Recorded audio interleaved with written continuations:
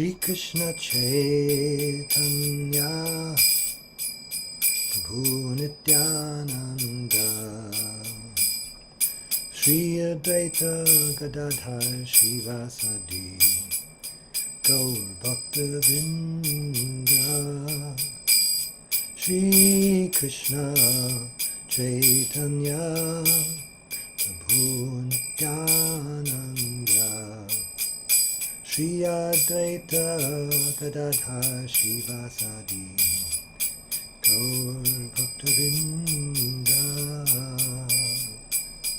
Hare Krishna Krishna Krishna Hare Hare Hare Rama Hare Rama Rama Rama Hare Hare Hare Krishna Krishna Krishna Hare Hare Hare Rama Rama Rama Hare Hare Hare Krishna Krishna Krishna Hare Hare Hare Rama Rama Rama Hare Hare Hare Krishna Krishna Krishna Hare Hare Hare Rama Rama Rama Hare Hare Hare Krishna Krishna Krishna Hare Hare Hare Rama Rama Rama Hare Hare Hare Krishna Krishna Krishna Hare Hare Hare Rama Rama Rama Hare Hare Hare Krishna Krishna Hare Hare Hare Rama Rama Rama Hare Hare Hare Krishna Krishna Hare Hare Hare Rama Rama Rama Hare Hare Hare Krishna Krishna Hare Hare Hare Rama Rama Hare Hare Hare Krishna Krishna Hare Hare Hare Rama Rama Hare Hare Jai Om Vishnupad Paramahansa Paribrajacharya Ashtottara Sata Shri Srimad A.C. Bhaktivedanta Swami Prabhupada Ki Jai Ananta Koti Vaishnava Vrinda Ki Jai Namacharya Haridas Thakur Ki Jai Prem Se Kaho Shri Krishna Chaitanya Prabhu Nityananda Shri Advaita Gadadhar Shivasadi Gaur Bhaktivinoda Ki Jai Shri Shri Radha Krishna Gopa Gopinath Shama Kund Radha Kund Giri Govardhan Ki Jai Vrindavan Dham Ki Jai Navadvip Dham Ki Jai Ganga Mayi Ki Jai Jamuna Mayi Ki Jai Bhakti Devi Ki Jai Tulsi Devi Ki Jai Samaveta Bhaktavinda Ki Jai. All glories to the assembled devotees. All glories to the assembled devotees. All glories to the assembled devotees. Gaur Premanande Hari Hari Bol. Hare Krishna, and welcome to Srimad Bhagavatam class with His Holiness Jayadvaita Swami. It is Friday, October 11th, 2024 in New York, and we're reading in the fourth canto of Srimad Bhagavatam, chapter 6, Brahma satisfies Lord Shiva, starting tonight with text number 45. Hare Krishna. Thank you everyone for being here. Om Namo Bhagavate Vasudevaya. Om Namo Bhagavate Vasudevaya. Om Namo Bhagavate Vasudevaya.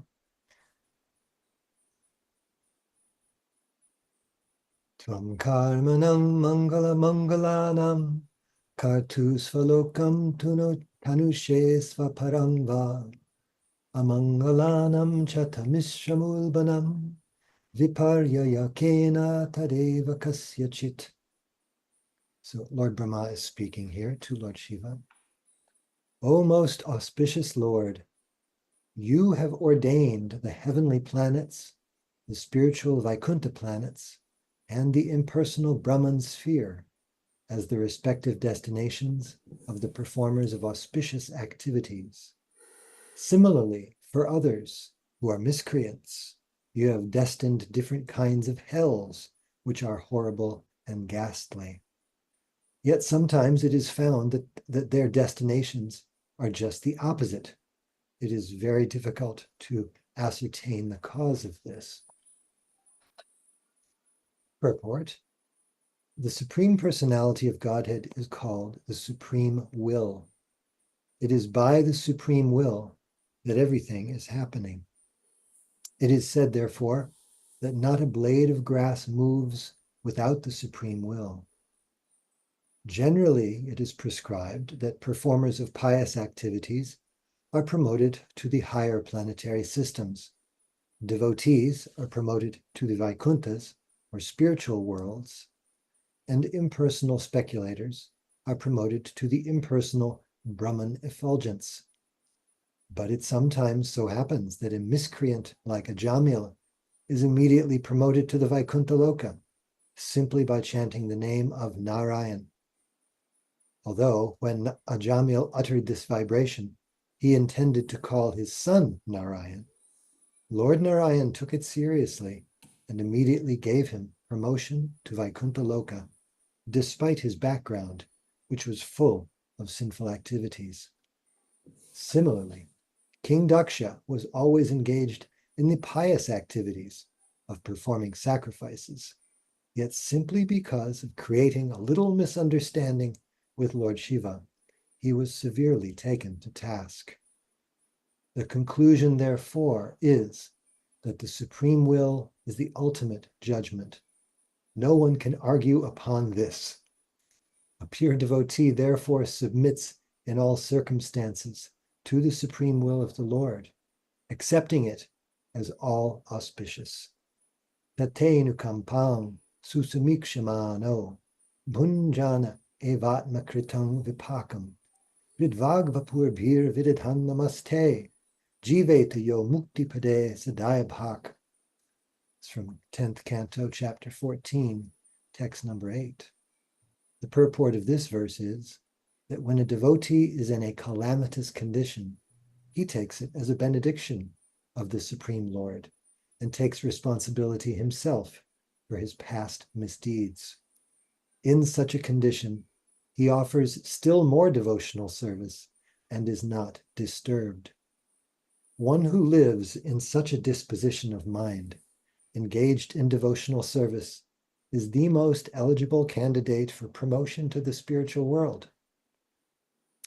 In other words, such a devotee's claim for promotion to the spiritual world is assured in all circumstances. Om Jnana Timirantasya Jnananjana Shalakaya Chakshurun Militam Yena Tasmai Shri Gurave Namaha Vanchakalpatarubhyascha Kripa Sindhubhyevacha Patitanang Pavanebhyo Vaishnavebhyo Namo Namaha Shri Krishna Chaitanya Prabhu Nityananda Shri Advaita Gadadhar Shivasadi Gaur Bhaktavinda Hare Krishna Krishna Krishna, Hare Hare, Hare Rama, Rama Rama, Hare Hare. I found it interesting here that there's a certain train of thought that Rama is following in his offering of prayers to Lord Shiva. His train of thought, of course, in itself is inscrutable. And he's here commenting how the Lord himself, the supreme will, is the most inscrutable person. You can't figure him out. Something happens like a Jamil, sinful person for the majority of his life, chants the name of Narayan at the end, goes to Vaikuntha. Whereas someone like Daksha, pious, highly posted progenitor, has some slight misunderstanding, as Prabhupada says, with Lord Shiva, and such an inauspicious end to him. And so it's interesting here that Srila Vishwanath Chakravarti Thakur, in his in the translation to his reading of the verse, he says, "Auspicious Lord, you bestow swarga or liberation to the performer of pious acts and terrible hell to the sinful. But why do you do the opposite to some people?" Just a short commentary here, I can read it. "You give the results of karma." This is Brahma speaking to Shiva.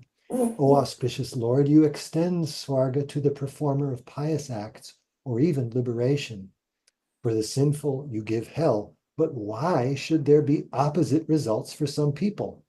Pious persons like Daksha go to hell, and sinners like Ajamil get liberation. I am asking you this." So he's interesting flavor of his commentary there. Yeah, why should there be opposite results? Maharaj, would you care to speak on all these points that Prabhupada makes? Oh, you're muted as yet, Maharaj. Not much to say. Namo Vishnu Padaya Krishna Preshtaya Bhutale Srimate Bhakti Vedanta Shamini Ti Namine Namaste Saraswati Deve Gauravani Pracharine Nirvishesha Shunyavadi Paschachate Shatare Shri Krishna Chaitanya Prabhu Nityananda Shri Advaita Gadadhar Shiva Shadi Gaura Bhaktivinoda.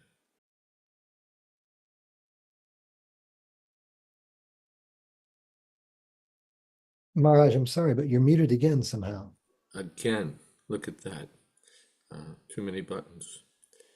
So there's not much to say, but in the verse Cana, why is that? Why is that this apparently contradictory circumstance goes on? And even we ask that, we see devotees undergoing some unexplained difficulty. We see that someone is whole life of devotional service, and then he undergoes some difficulty, and then we become bewildered.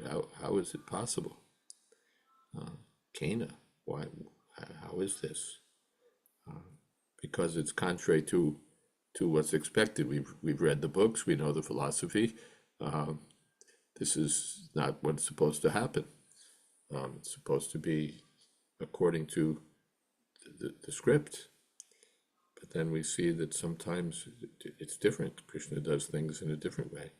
And then, no, how is this? Cana, why? And as you said, it can be inscrutable. So that Bhishma Dev says no one can understand the plan of the Supreme Personality of Godhead.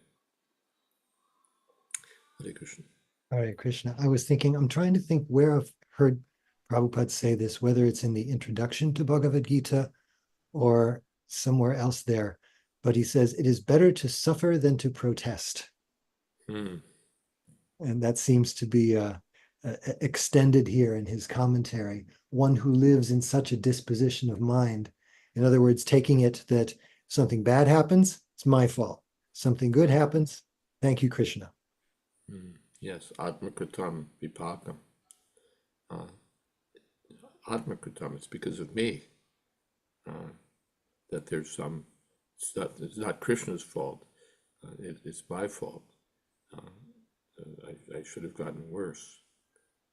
So Ridvag Vapur Pi Vididhan Namaste. He goes on offering respects to the Lord with his heart, with his words, with his body.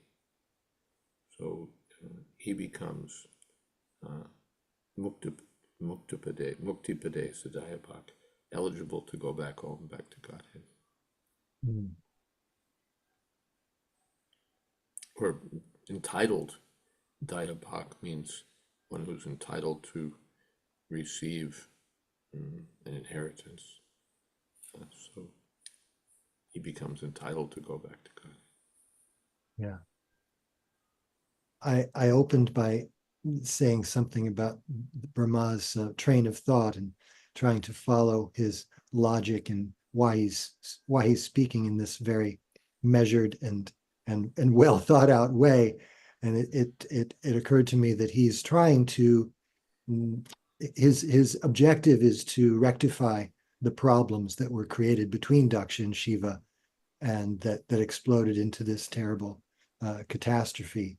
So he's pursuing that line of like let's make things better now sort of mood, it seems to me. Yes, he's taking a humble position, accepting the great authority of Lord Shiva, and essentially arguing his client's case, Yeah. and with great care, because Lord Shiva can be easily angered also, easily pleased or easily angered. So one has to be careful. I love Prabhupada's wording in this sentence. He says, the conclusion, therefore, is that the supreme will is the ultimate judgment. No one can argue upon this.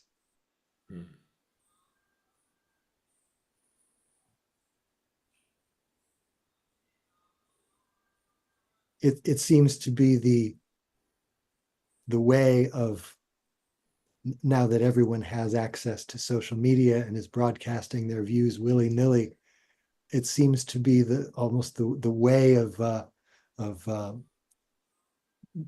enhanced internet dealings, that people are always wailing about this, wailing about that, bemoaning this, but it's the supreme will.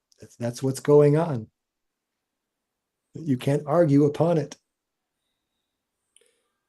And so a devotee accepts it as all auspicious. Some calamity that Kunti Devi is experiencing calamities, is accepting it as auspicious. Yes, actually, because of this, we're getting the association of Krishna. So seeing the apparent contrary circumstance as favorable. It's Krishna's will. Krishna's auspicious. So whatever is happening, it's auspicious for us.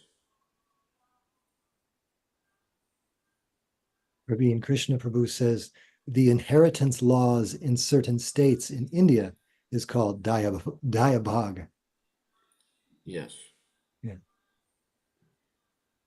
And Anantashesh Prabhu says, how do we console empathetically a person going through a bad time? Well, we see in some examples in Bhagavatam, after Kurukshetra, it said that Krishna consoled the women who'd lost their sons and husbands by philosophy. By philosophy. Yes, one has to see things from the transcendental viewpoint. Otherwise, it's, what can be said? It's like there is no sense to it. There's no getting over it, because materially, it's horrible. It's pointless. And so on. But when one sees things from the transcendental point of view, well, Asango Hiyam Purusha, none of these things actually happen to the soul. We're like victims of a nightmare. We're terribly distressed, but over something that's not going to last. So one has to give spiritual instructions. Hiranyakashipu gives spiritual instructions to the wives of Hiranyaksha. Kamsa even gives some spiritual instructions about the death of the children of Devaki. Of course, it's all, in his case, for excusing himself from any responsibility. But at least he invokes that method of trying to pacify Vasudeva and Devaki. These things are have to be seen from a transcendental angle of vision. But this is what we do. We have to see things from philosophically, or taking into account the supreme will. Or Gupta Prabhu says, Hare Krishna Maharaj, when an exemplary devotee suffers cognitive decline and dementia, is there no other explanation other than it's Krishna's will and it's auspicious? Yeah, there's there's the physiological explanation. This happens because of such and such decline of or capability of various brain cells and so on. So it can all be explained. And for the materialists, that's it. What are these, hopeful, airy-fairy explanations that you theists are giving? It's very simple. It's all explained by neurology. You hear the test reports, and there's no need of any other explanation. This is the way the world is.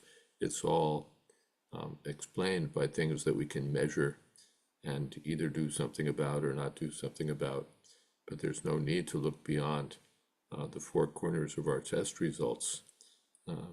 Or if there is, we just look into, again, the background neurobiology. But for those who are transcendentalists, we must look beyond the mere patterns of cellular activity or failure to act. We have to see behind it the will of the Supreme Personality of Godhead. And we may not understand it. We see that, yes, these are the workings of material nature. That's inevitable. Material nature means there must be old age. There must be disease. It may come in this form or that form, but that's life, as they say. This is the material nature. What else should we expect? This is how it works, and fair enough. But then, why does nature work in such a way? Well, behind it is the supreme will. And the devotee, one can just take it, well, yes, material nature is acting automatically, and God is in the background. So that's another way of looking at it. These things are just happening, yes, automatically, and God is in the background. Mayadhyakshina, he's the ultimate supervisor, but he doesn't get involved. Or one sees the personality of Godhead in the background. And one says, well, even if he's not getting involved, it's still his arrangement, his supreme will. Or he may get involved also.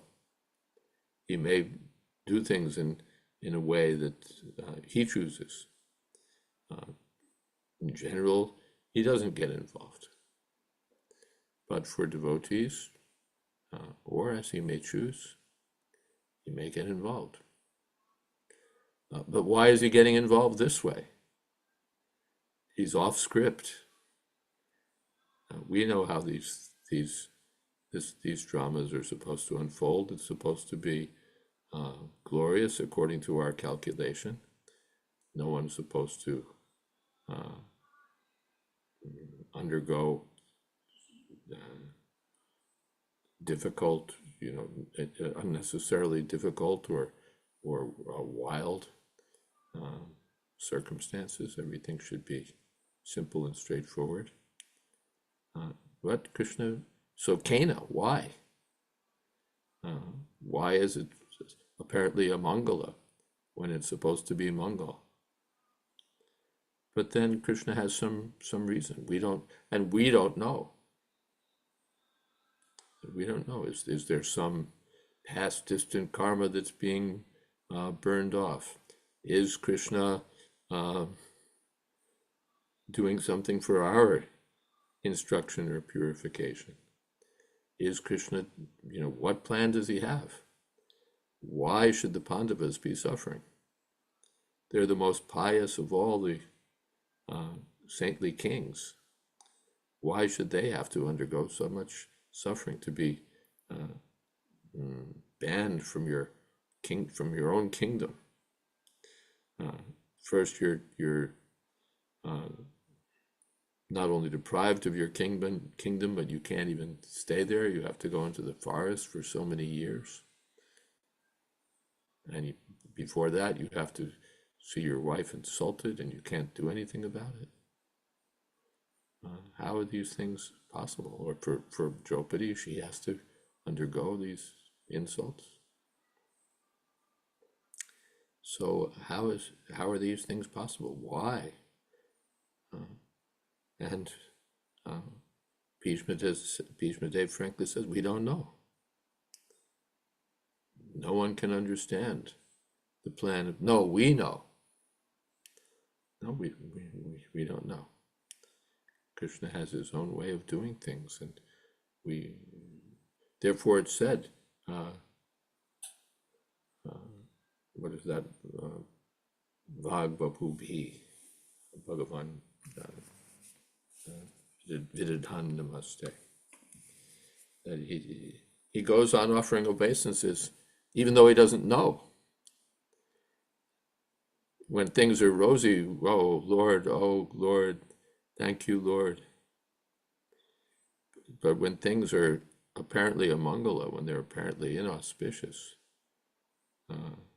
then why, how is there a God? How are such things possible?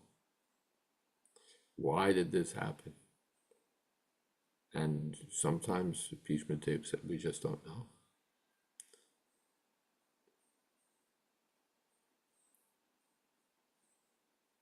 Hare Krishna. Hare Krishna. It just, as you were speaking, Maharaj, the final verse of Shikshastika occurred to me, Shlishya Padaritam Pinastumam. And it seems to be that's a difficult one to really, you can do whatever you like. That's Chaitanya Mahaprabhu's. There's a lot of activity in the chat here. I'll try to go back to the beginning here. It's quite the topic. So following up the, yes, Ananta Shesha Prabhu, building off his previous question, which was how to console and be empathic to a suffering devotee. You spoke of offering philosophical framework. He said, wouldn't that be a bad time for the common folks to understand things philosophically? In other words, when they're suffering. Well, there's two things there. I gave a Shastric answer. If you wanted an answer from the world of therapy, they would say, well, the best way to respond is just to listen. Let the person spill out their heart, let the person express their grief or their doubts or whatever. And that's also, what should we say, that's sound advice, especially from the therapeutic point of view. But then what do you say in response? Well, one answer is, well, they're there. Don't worry, Zelda. It will, things will be better. But the answer we find in Shastra is that some instruction is given, and that may also again be, what's the word, with sensitivity toward the circumstances. A person who's not really hearing philosophy, you may not go on reading from your book or emphasizing your point again and again. No, this is what it is. This is what it is. But we at least offer some philosophical thoughts. Maybe say, well, this is the way of what is in Ecclesiastes, and this is often read at funerals. One generation cometh, and another generation passeth away. There's a time for everything, and so this is just the way it is, and that's hard to argue with, because that's everyone's experience, that in time everything happens in such ways that we come and we go. And Krishna's, in one sense, Krishna is also pacifying Arjuna so that he can hear further understandings. But by reference to the soul, that's the point. If there's something, if we're going to say something, maybe we'll choose not to say anything. But if we say something, this is what we find that Krishna does at Kurukshetra. He points to the immortality of the soul, and in that way speaks.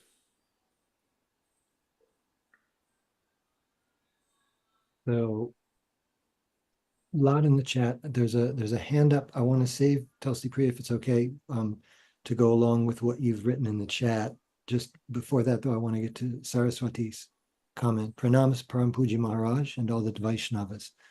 Krishna consoled his sister Subhadra Devi at the time when the Pandavas lost everything and were exiled to the forest by stating that not every victory is a win and not every defeat is a loss.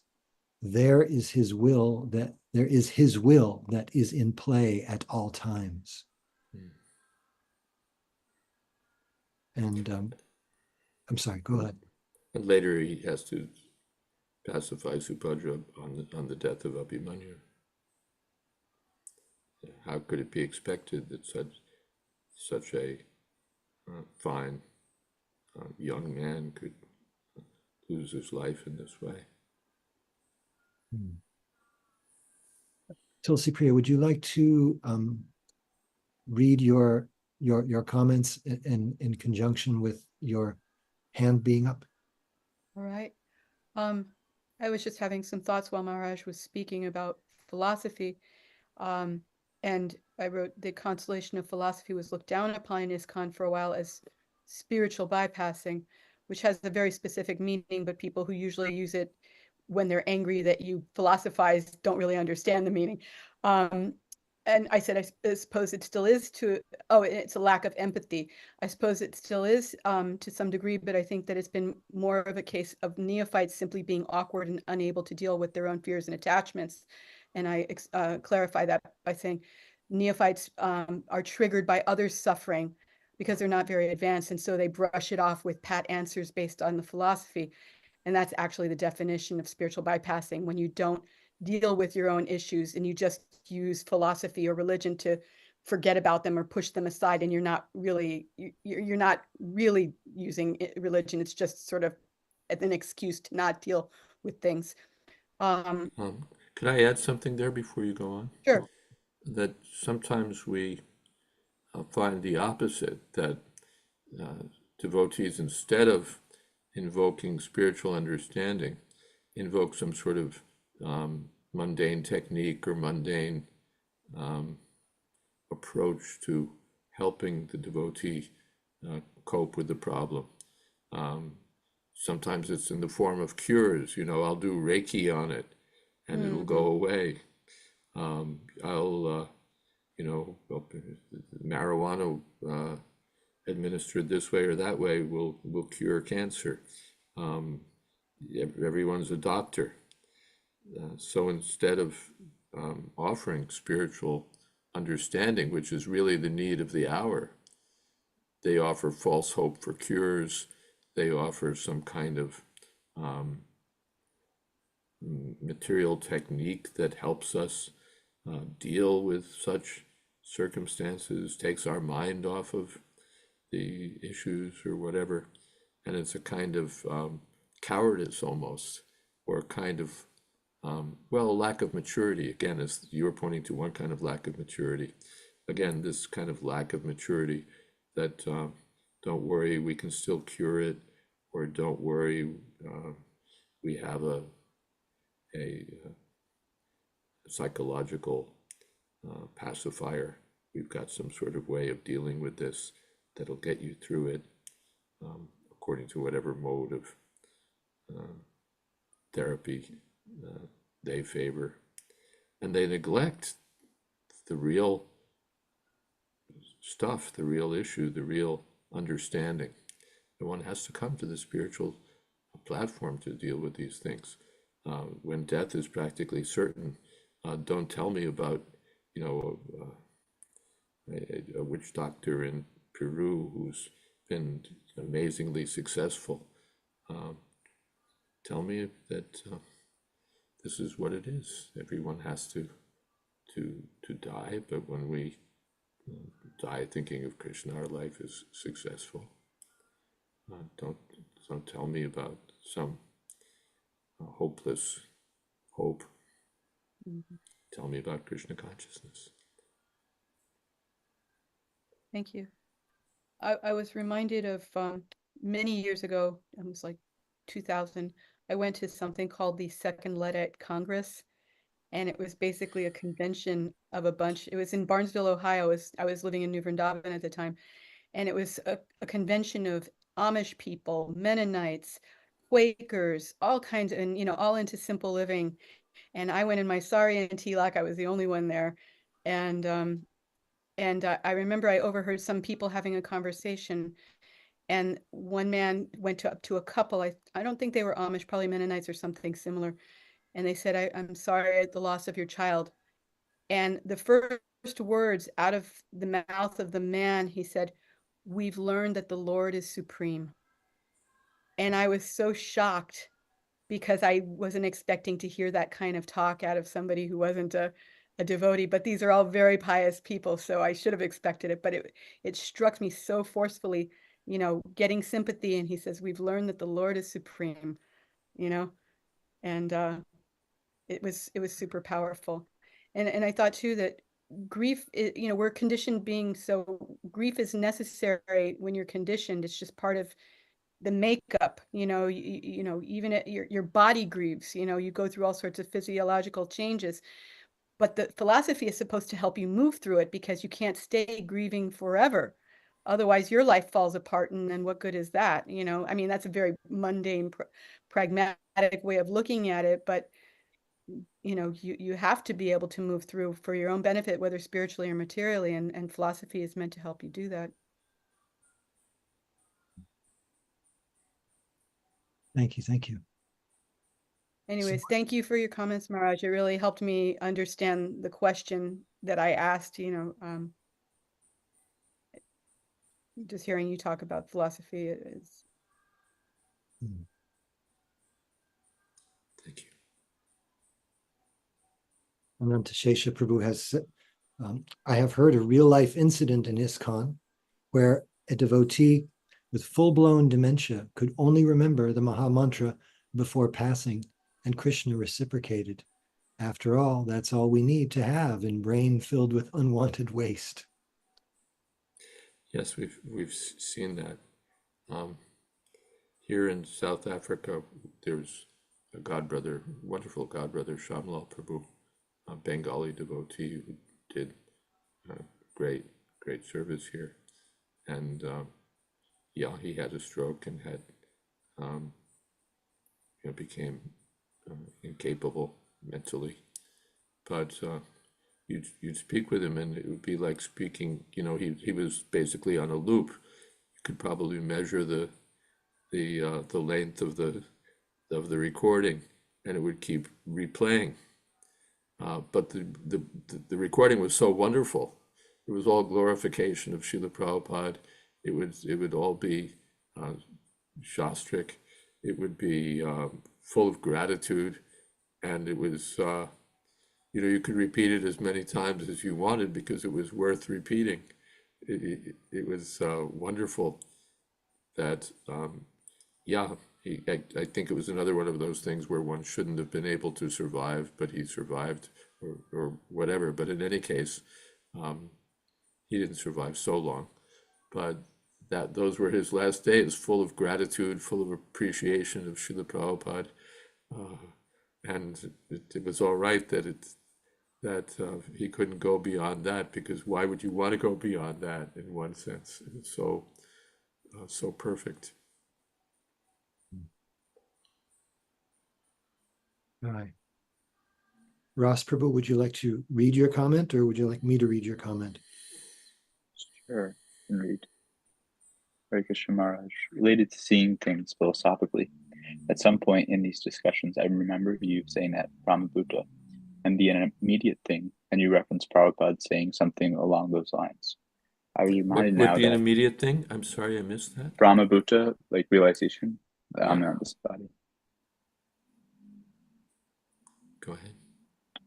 I was reminded now that I did not understand this. You know why this is the case? My memory does not fail me. Someone brought it up, seemingly with reference to the typical impersonalist understanding that we need to go through hard labor for mystical experiences. I guess I'll add that maybe that was something I added to what happened. I'm not actually sure, but that's how I sort of interpreted the conversation. And yeah, I'll look back at the recordings and make sense of this. Okay, let me If look it's at too the confusing. original.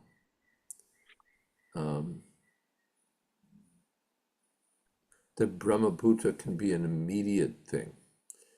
You mean that one immediately realizes Brahmabhuta under such circumstances, or what are we saying here?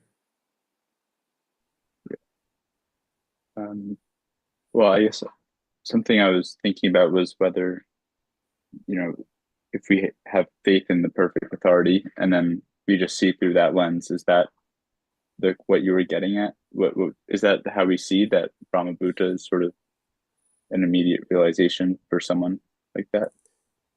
It tends to be, that may be. As Tulsi Priya quoted, the pious Mennonite said, we've learned, to see that the Lord is in charge. I'm paraphrasing, that the Lord is supreme. So they come to their philosophy. Or an impersonalist may look at it and say that, on the spiritual platform, none of this is happening. Asango hiyayam purusha, for the living being, there's nothing going on in terms of matter, the material energy. A devotee may say the same thing, that we see the moon racing across the sky, but it's not racing across the sky, but the wind is forcefully blowing the clouds, and it appears that the moon is moving. Or we see some figure of a person or an object trembling in the water. It's not actually trembling in the water, it's steady, but the water is trembling. So with reference to context, to the context, we say, yes, it only appears that there's misfortune, or that whatever it is going on. But behind all this is another text. Krishna is doing something by his own sweet will, by his own arrangement, which we don't understand.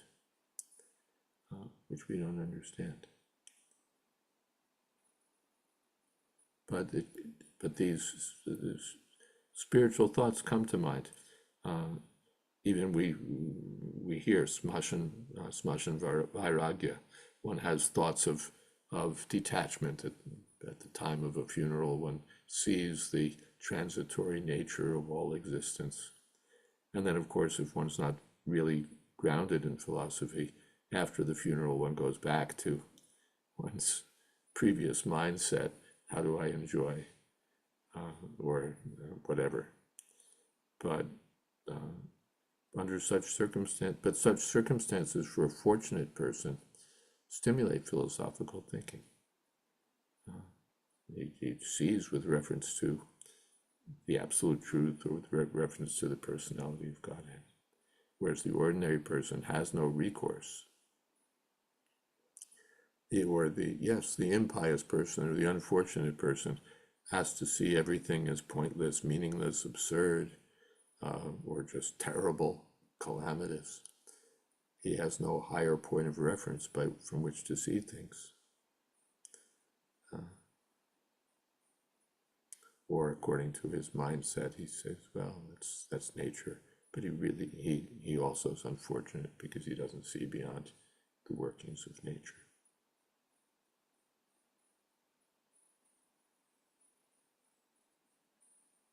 Hare Krishna. Is that okay? Saraswati Mata says, one devotee often recommends consulting an astrologer in times of difficulty. But Srila Gaura Govinda Maharaj said, devotees need only depend on Krishna in all circumstances, because that is real surrender. So I am wondering when one would consult an astrologer. Well, I can tell you, just from practical experience, when Kadamba Maharaj was in his last days, last months actually, he consulted a man who turned out to be a very good astrologer. Actually, he was quite on target, and but his goal was just to know how things would unfold. His goal was to know how things would unfold, just, from a manager's point of view. How much time should we think about? Should I think about, one last trip to Europe, or should I think about just staying here? What does it look like? So we went to visit the astrologer. The astrologer gave some quite good understanding of what to expect. And he offered, I could do this sacrifice, I can do this yajna. And Maharaj said no. He told him from the outset that he wasn't looking to get out of it. He wasn't looking to escape death, just wanted to get a better understanding of how things were expected to unfold. And again, the astrologer, he was a devotee actually, offered, well, I could do this for you. I won't charge anything. It's been very helpful for others. Finally, after saying no a few times, Maharaj said, well, all right, I'll think about it. But he had no intention of thinking about it any further. It was clear there's no question of finding an astrological escape route. It was just for practical dealings, the way that we might look at a weather report and know how to dress.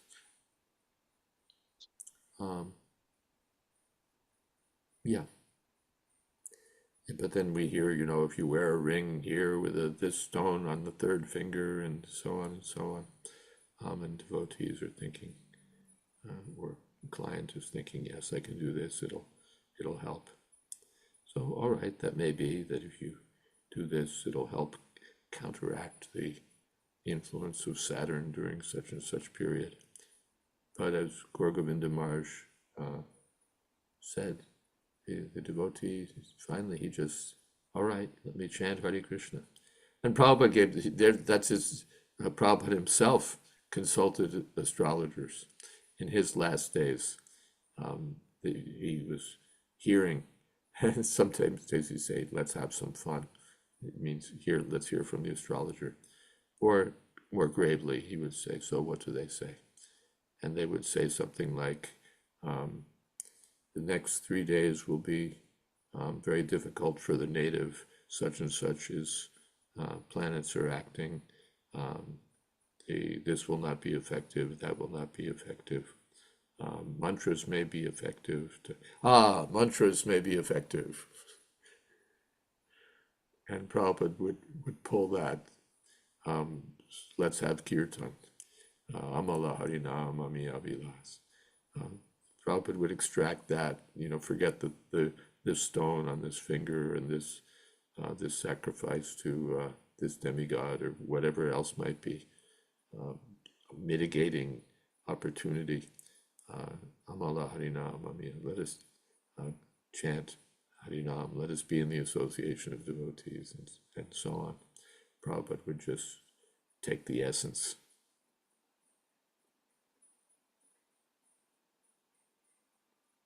Thank you, Maharaj. I think we have time for one more verse. Panchatattva Prabhu, if you can read our text 46. It's not so long, actually. Hare Krishna.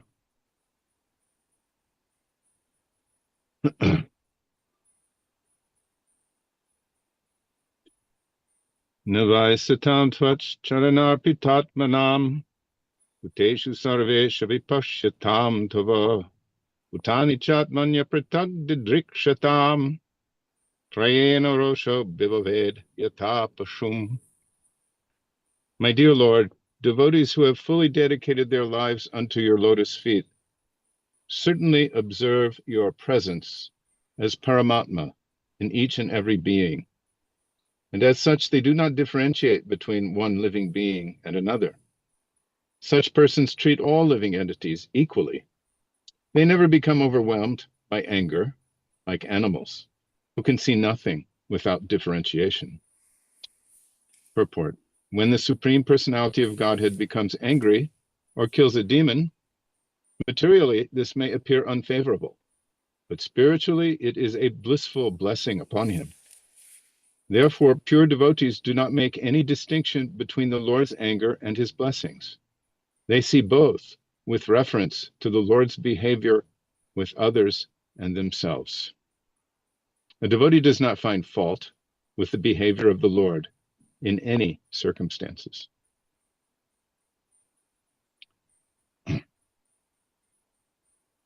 Namo Vishnu Padaya Krishna Prastaya Bhutale Gurudasa Jayadvaita Swami Niti Namine Om Jnana Timarandasya Gananjana Salakaya Chakshurumani Tam Yena Tasmai Shri Gurave Namaha.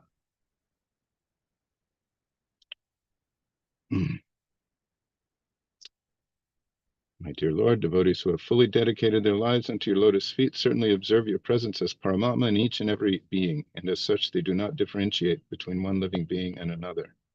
Such persons treat all living entities equally. They never become overwhelmed by anger, like animals, who can see nothing without differentiation. So that's there's Bhagavad Gita 5:18. The humble sage, by virtue of true knowledge, sees with equal vision a learned and gentle Brahmin, a cow, an elephant, a dog, and a dog eater. There's this equal vision because they see the presence of the Paramatma and the soul in each and every being. Externally, there are differences, of course, with different bodies, different karmic circumstances, but in terms of actual identity, there's no such distinction. And of course, there's a nice understanding here that when you start seeing things only from external appearances, from external considerations, that's when the matter of friends and enemies, anger and, affection, that's when those types of things in terms of dualities arise, because you're seeing in terms of just circumstances involving the material body, or even the material mind or material condition or whatever of other living entities. So great sages aren't on that platform. They see differently because they see the Lord's presence. Just like when we offer our obeisances to others, think it was mentioned somewhere in the previous class. We're offering our obeisances as well to the super soul in the heart. We don't see, oh, I offer obeisances because I want to gain favor, curry favor with this person. I offer obeisances because I'm obligated, because I might be in trouble if I don't, or whatever. We see that the soul is there, the super soul is there. At least that has to be our philosophical understanding, whatever our level of realization is. And therefore we offer respect. And if someone is in that kind of respectful mood, they can rise above these dualities of happiness and distress, honor and dishonor, anger, and so forth. So I guess Lord Brahma is mentioning this to Lord Shiva to further his petition for reconciliation. It's certainly a wonderful verse. Hare Krishna. Thank you, Prabhu Maharaj. Any comments here? Well, there's a lot in Vishwanath's commentary. I don't have the verses, by the way, in my edition. I just have his commentary. But why should this be happening? Kena. So the cause is my anger or mercy, Lord Shiva would say. No, but that can't be. It's only your mercy and not your anger. This is expressed by Kaimucha Nyai. If anger does not arise in the devotees, how could it arise in you? Kaimucha comes from Kim Uta, which means, Prabhupada usually translates it, what to speak of. If it's not found in your devotees, if anger is not found in your devotees, what to speak of you? Or Lord Krishna, when he's threatening or proposing divorce from Rukmini, says, even my devotees are detached from family life. So what to speak of me? It's the same logic, Kimuta, Kaimucha Nyai. Then the devotees desire to see you, Tava, in all beings, and see all beings as non-different from you, Paramatma, Atmani. So this is the non-differentiation. Or they desire to see all beings as non-different from themselves, experiencing others' happiness or distress as their own. If those who desire to see in that way do not become angry with devotees, then what to speak of those who actually see in those ways? If those who desire to see, to have this vision, act this way, then what about those who actually have such vision? Devotees do not act as the animals, like the animals which become angry, generally speaking. This indicates certain exceptions, such as the Kumar's anger at Jai and Bijai, or your anger at Daksha, even though you are self-satisfied. So prayena in the verse, practically or almost always, there are exceptions. So again, it's Lord Brahma's tactful approach to Lord Shiva. I know we're reaching the end. I had two more thoughts. One is about offering philosophy. In the book of Job, there's Job undergoes terrible troubles, and he's got some pious friends who offer him obtuse advice with apparently scriptural backing.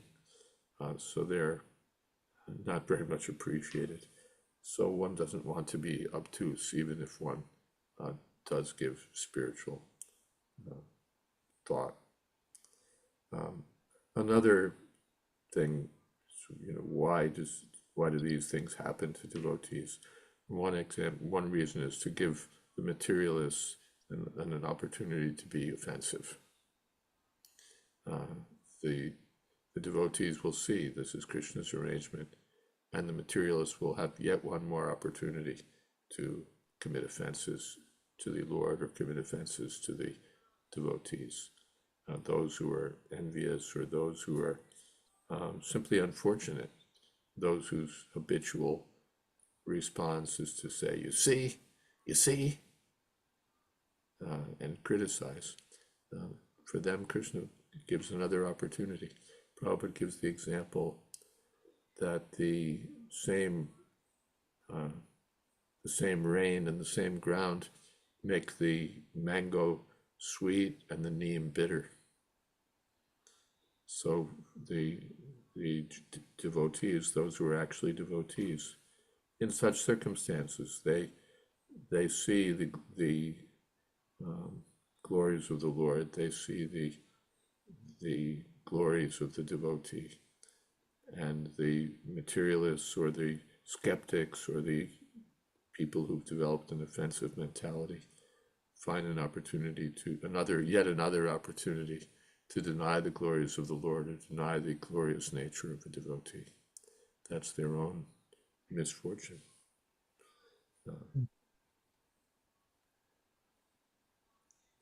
Or the devotee undergoing those troubles, he has a choice. He can glorify the Lord, or he can criticize the Lord. How can there be God? How could our brother die? How could our father die? We're becoming atheists. But the genuine devotee, yes, Krishna has his arrangements. We accept it even if we don't understand it. Thank you so much, Maharaj. There's a couple more things, but out of respect for your schedule, Maharaj, if you have another engagement you need to go to, we could. Well, my next engagement is back to Nesh. It's 2:00 in the morning here, but we want to go on with, what is there, one more question or something? Oh, Ross Prabhu says, Hare Krishna, does this mean, by this, I'm not sure what he means, that these devotees described see Krishna in his two-handed or four-handed Vishnu form in people's hearts, like some of the Prabhupada booked illustrations, or is, quote, observing your presence something else? It depends on the devotee. The yogis certainly see the four-handed Narayan in their heart, and they may see with the same vision others also.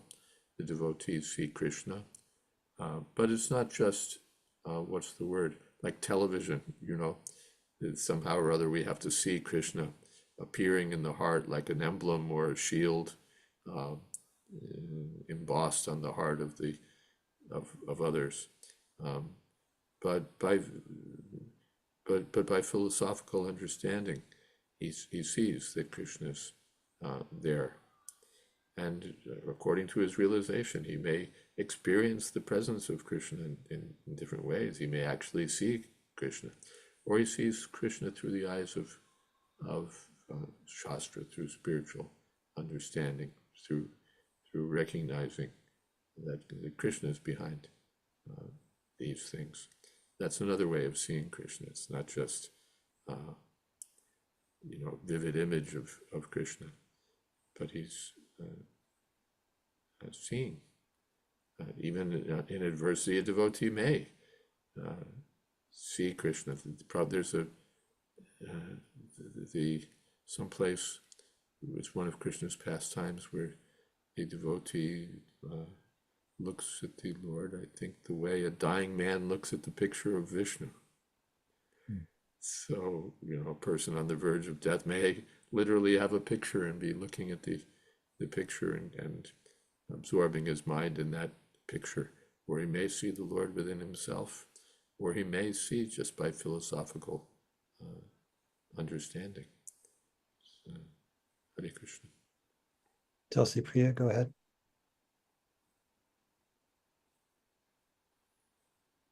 I wrote something in the chat, but Panchatattva Prabhu has got his hand up.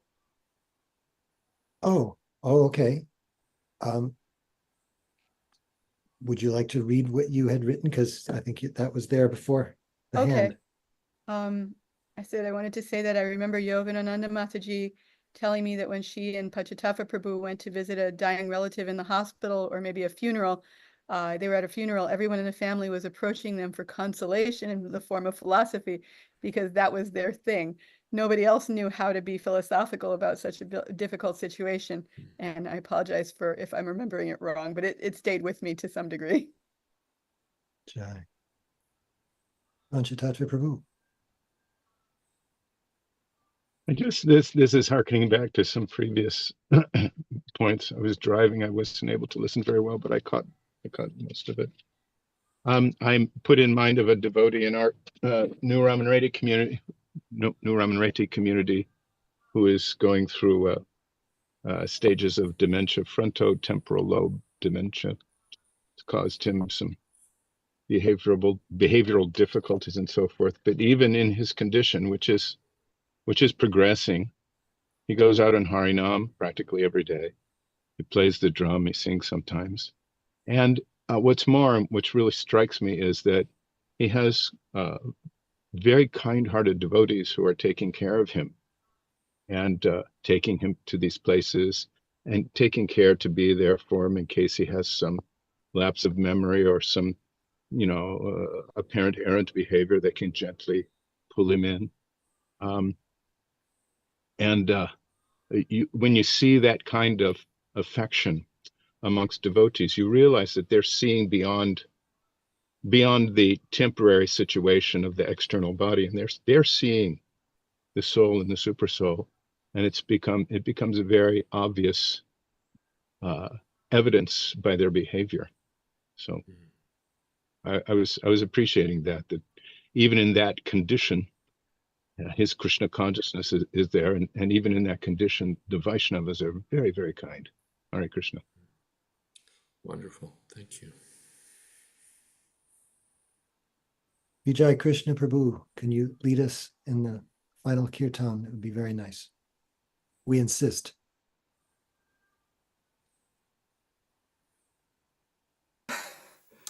Kendall Prabhu, can you hear me?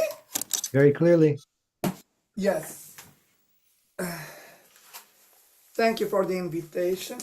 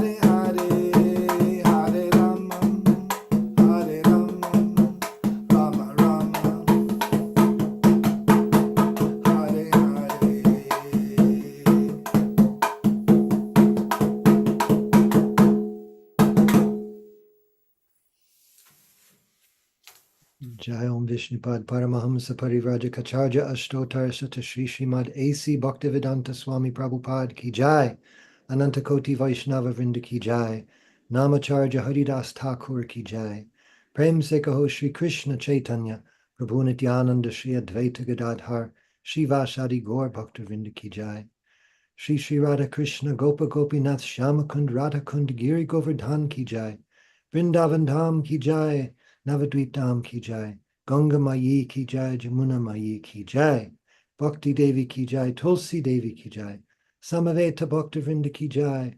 All glories to the assembled devotees. All glories to the assembled devotees. All glories to the assembled devotees. Gaur Premanande, Hari Hari Bol. Hare Krishna.